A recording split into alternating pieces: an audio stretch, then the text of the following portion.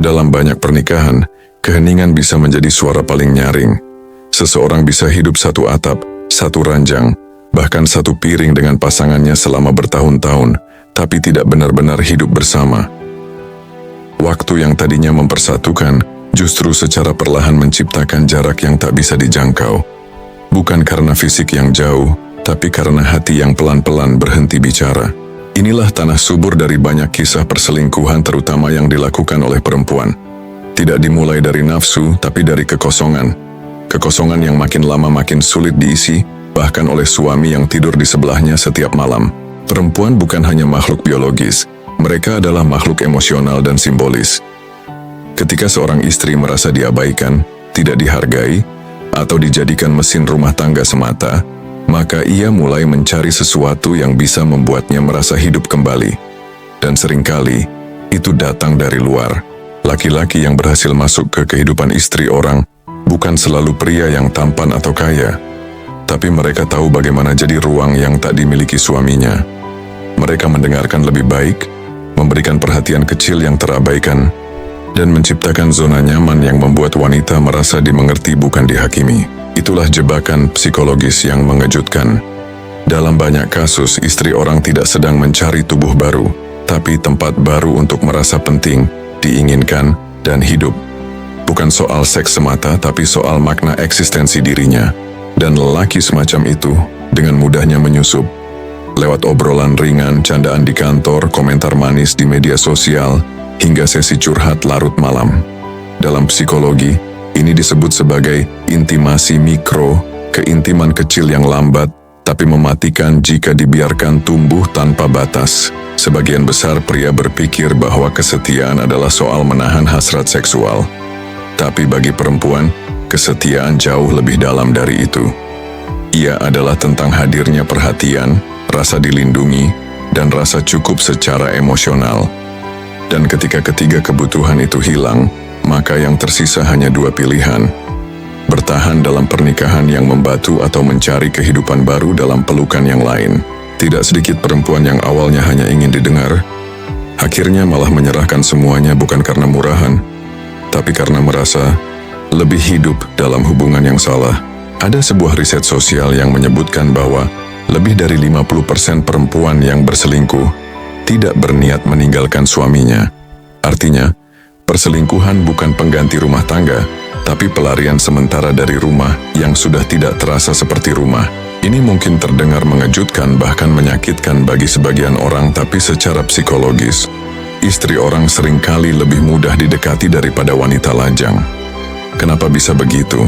Pertama, karena mereka lebih terbuka secara emosional.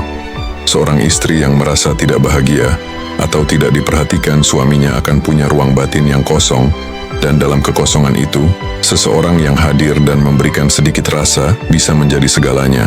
Wanita lajang cenderung lebih waspada, penuh pertimbangan dan memiliki banyak pagar sosial.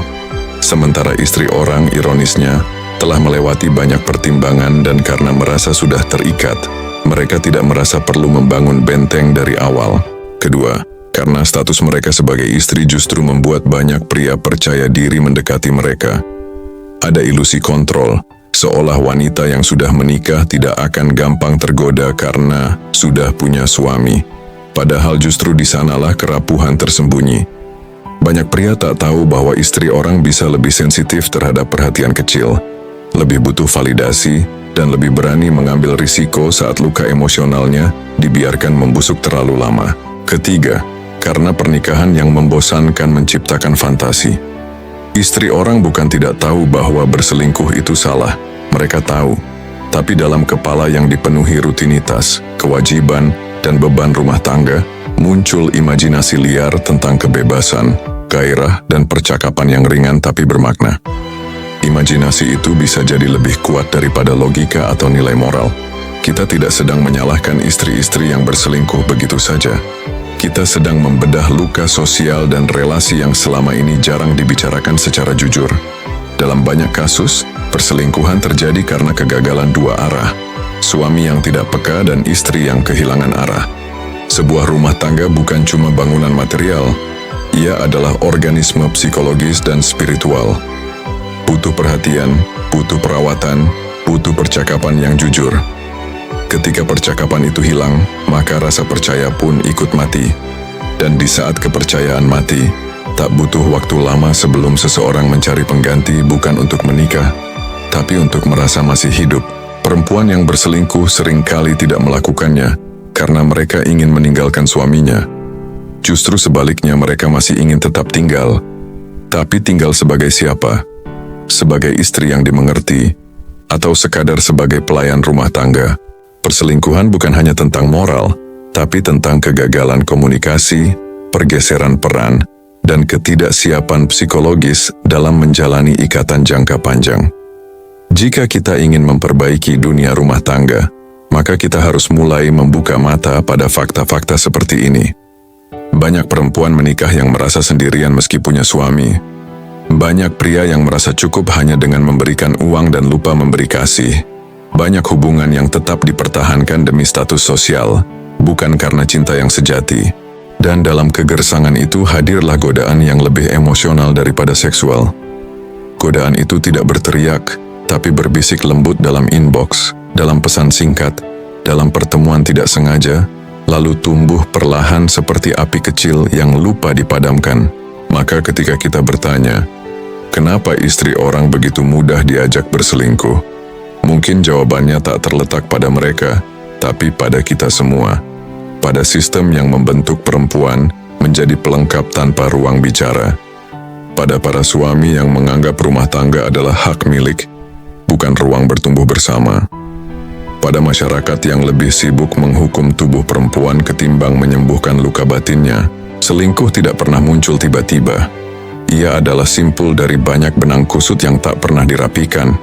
Dan ketika simpul itu meledak, yang tersisa hanyalah luka-luka baru yang dilumuri dosa dan penghakiman. Tapi jika kita berani melihat lebih dalam melampaui moralitas dangkal dan kebencian massal, maka kita akan tahu perempuan yang berselingkuh bukan selalu karena murahan, tapi karena merasa kehilangan dirinya sendiri. Dan mungkin kita semua pernah menjadi bagian dari penyebab itu. Maka tugas kita bukan hanya menuding dan mengutuk, tapi mengerti, menyembuhkan, dan bertanya dengan jujur. Sudahkah kita hadir dengan cinta yang hidup, bukan sekadar status pernikahan di KTP? Karena pada akhirnya, rumah tangga bukanlah soal siapa yang sah, tapi siapa yang sungguh-sungguh pulang.